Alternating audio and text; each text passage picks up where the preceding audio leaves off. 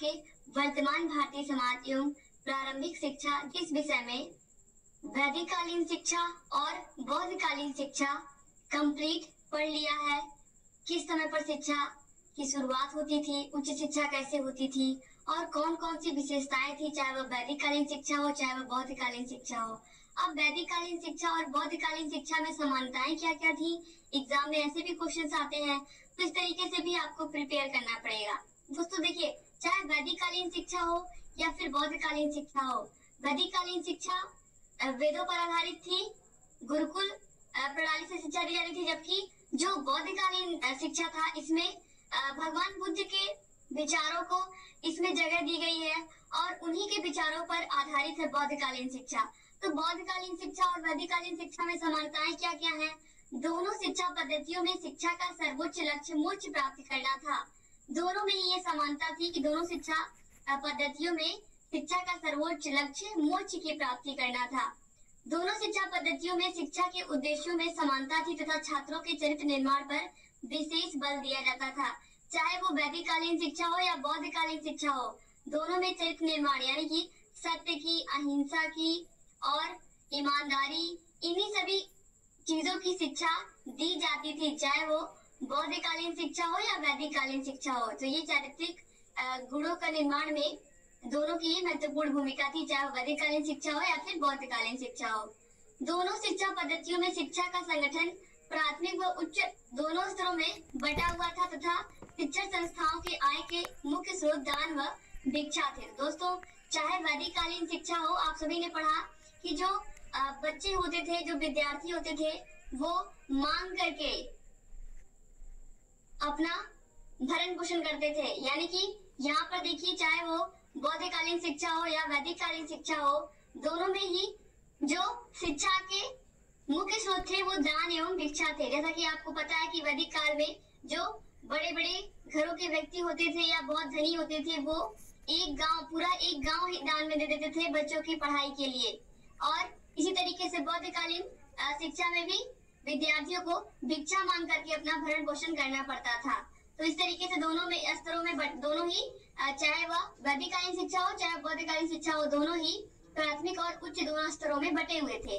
देखिए, इसके बाद है दोनों शिक्षा पद्धतियों में पाठ्यक्रम के अंतर्गत धर्म, आध्यात्म, गणित, कृषि, पशुपालन, ज्योतिष, अर्थशास्त्र तथा सैन्य विज्ञान आदि विषय समान रूप से सम्मिलित थे।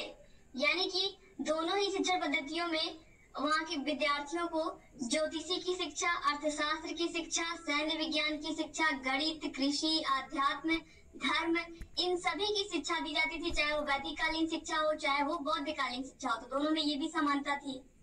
दोनों शिक्षा पद्धतियों में सामान्य विषय को पढ़ाने के लिए मौखिक विधियों, व्याख्यान, प्रश्नोत्तर, वाद विवाद और क्रियात्मक विषय पढ़ाने के लिए प्रदर्शन व अभ्यास विधियों का प्रयोग किया जाता था। दोस्तों, इसका मतलब है कि जो सामान्य विषय थे उनको मौखिक रूप से ही, मुख से ही बोल करके बच्चों को उनके विषय में व्याख्यान देकर के समझा दिया जाता था। लेकिन जो क्रियात्मक विषय थे उसमें प्रदर्शन और अभ्यास विधियों का प्रयोग कराया जाता था। जैसे कि विज्ञान विषय हुआ, गणित विषय हुआ, इसमें प्रयोग और प्रदर्शन विधि के साथ साथ अभ्यास की भी आवश्यकता होती है।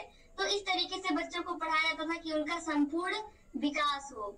दोनों शिक्षा पद्धतियों में शिक्षक का स्थान तथा शिक्षक शिष्य संबंध समान रूप से मधुर एवं आत्मीय थे। दोनों ही शिक्षा पद्धतियों में आपने देखा है वैदिककालीन शिक्षा में कि जो विद्यार्थी थे और जो गुरु थे उनके बीच में संबंध पिता और पुत्र की तरीके से था और वो मित्रवत व्यवहार करते थे एक दूसरे से। तो इस तरीके से ही बौद्ध धर्म में भी ये शिक्षा थी कि शिक्षक और शिष्य में आप भेदभाव नहीं कर सकते थे, इतनी आत्मीयता के साथ और मधुर संबंध होते थे उनके। तो यहाँ पर आपने देखा कि बौद्धकालीन शिक्षा और वैदिककालीन शिक्षा में कौन कौन सी प्रमुख समानताएं थी। अब कौन कौन सी असमानताएं थी ये भी आपको देखना पड़ेगा। तो असमानताएं भी इसको हम बोल सकते हैं और अंतर भी बोल सकते हैं कि वैदिककालीन शिक्षा और बौद्धकालीन शिक्षा में क्या क्या अंतर था। तो देखिए क्या क्या अंतर था। वैदिककालीन शिक्षा पर गुरुओं का नियंत्रण था, यानी कि जो वैदिककालीन शिक्षा थी आप सभी को पता है, जो गुरु कहते थे, गुरु के कथनानुसार जो विद्यार्थी होते थे वो सारे काम करते थे और जो भी गुरु कहते थे उनके वाक्यों का, उनके शब्दों का अक्षर से पालन करते थे जो शिष्य होते थे। और बौद्ध शिक्षण प्रणाली में शिक्षा बौद्ध संघों के नियंत्रण में थी, यानी कि जो बौद्ध भिक्षु होते थे, जो मठ के अधिष्ठाता होते थे, उनके नियंत्रण में होती थी बौद्ध शिक्षण प्रणाली। अब इसके बाद देखिए, वैदिक शिक्षा प्रणाली में वर्णाश्रम व्यवस्था को महत्व दिया जाता था और बौद्धकालीन शिक्षा में इस प्रणाली में जाति या वर्ण का कोई महत्व नहीं था। तो ये देखिए, यहाँ पर आपने देखा था वैदिक कालीन शिक्षा में कि ब्राह्मण, क्षत्रिय और वैश्य किस तरीके से उनकी शिक्षा प्राप्त करने की जो आयु थी वो अलग अलग थी। तो यहाँ पर वही चीज बताई गई है कि बौद्धकालीन शिक्षा में वर्ण के आधार पर नहीं बटा हुआ था समाज, और सभी वर्ग, जाति वर्ग के लोगों में कोई भी जाति वर्ग का व्यक्ति हो, उसको शिक्षा प्राप्त करने का अधिकार था बौद्धकालीन शिक्षा में। अब देखिए, इसके बाद तीसरा पॉइंट है, इसमें वेदों का अध्ययन परम आवश्यक था, क्योंकि वैदिक कालीन शिक्षा पूर्णतः वेदों पर आधारित थी, चाहे वो ऋग्वेद हो, अथर्ववेद हो, सामवेद हो, इन सभी वेदों पर। इसके अलावा यजुर्वेद पर भी आधारित थी, यानी कि चारों वेदों का अध्ययन कराया जाता था वैदिक कालीन शिक्षा में। अब यहाँ पर देखिए, बौद्धकालीन शिक्षा, इसमें वेदों का अध्ययन सभी के लिए आवश्यक था। तो दोस्तों, यहाँ पर आप देखिए, यहाँ पर वेदों का अध्ययन परम आवश्यक था और यहाँ पर बौद्धकालीन शिक्षा में सभी के लिए आवश्यक था। अब इसके बाद देखिए, चौथा पॉइंट है, यह शिक्षा पद्धति ईश्वर की सत्ता पर विश्वास करती थी और बौद्धकालीन शिक्षा में यह शिक्षा पद्धति पूरी तरीके से अनिश्वरवाद पर विश्वास करती थी या अनिश्वरवाद पर आधारित थी। अनिश्वरवाद का मतलब है कि ईश्वर है, लेकिन जरूरी नहीं है कि वो दिखे, जबकि आप सभी को पता है कि जो वैदिक कालीन शिक्षा थी, इसमें व्यक्ति को ईश्वर की सत्ता पर विश्वास करना सिखाती थी कि हाँ, ईश्वर है। और इसीलिए आपने देखा है कि मंदिर में जो भगवान होते हैं उनकी मूर्ति बना करके उनकी पूजा की जाती थी। और जैसे अगर आश्रम में जो गुरुकुल पद्धति में वैदिक कालीन शिक्षा ग्रहण करते थे विद्यार्थी, आश्रम के पास वो सरस्वती माता की मूर्ति बना करके और उसकी पूजा अर्चना करने के बाद अपने रोज के पठन पाठन की शुरुआत करते थे। लेकिन जो बौद्धकालीन शिक्षा थी, ये पूरी तरीके से अनिश्वरवाद पर आधारित थी, यानी कि यहाँ पर मूर्ति पूजा या इस तरीके की बात नहीं थी, ये अनिश्वरवाद पर आधारित थी। लेकिन जो वैदिक कालीन शिक्षा थी वो ईश्वर की सत्ता पर विश्वास करने वाली थी। तो ये आप याद रखिएगा। इसके बाद देखिए, जो वैदिक कालीन शिक्षा थी, इस शिक्षण प्रणाली में केवल ब्राह्मण वर्ग के व्यक्ति शिक्षण कार्य करते थे, यानी कि जो गुरु पढ़ाते थे वो ब्राह्मण होते थे। वैदिक कालीन शिक्षा में जो गुरु होते थे, वैदिक काल में शिक्षा देने वाले शिक्षक होते थे, वो ब्राह्मण होते थे। और यहाँ पर देखिए, जो बौद्धकालीन शिक्षा थी, इसमें किसी भी वर्ग के व्यक्ति शिक्षा प्राप्ति के बाद शिक्षण कार्य करते थे, यानी कि इसमें कोई जाति या वर्ण का कोई खेल ही नहीं था। बौद्धकालीन शिक्षा में किसी भी वर्ग का व्यक्ति जो भी पढ़ा लिखा है वो शिक्षक बन सकता था, लेकिन वैदिक कालीन शिक्षा में केवल ब्राह्मण वर्ग के लोग ही शिक्षण कार्य करते थे, क्योंकि समाज 4 वर्गों में बटा हुआ था, ब्राह्मण, क्षत्रिय, वैश्य और शूद्र। लेकिन जो बौद्धकालीन शिक्षा थी, इसमें जाति और वर्ग का कोई विशेष स्थान नहीं था। यहाँ पर सभी के लिए शिक्षा का स्थान भी था और कोई भी शिक्षक बन सकता था। लेकिन आज के समय में क्या है, किसी भी जाति वर्ग से कोई मतलब नहीं है, शिक्षक कोई भी बन सकता है, बस उसके अंदर योग्यता होनी चाहिए। इसके बाद देखिए, इसमें लोकतांत्रिक पद्धति को प्रमुखता नहीं दी गई है, इसमें वैदिक कालीन शिक्षा में, जबकि जो बौद्धकालीन शिक्षा है इसमें लोकतांत्रिक पद्धति को मान्यता दी गई है।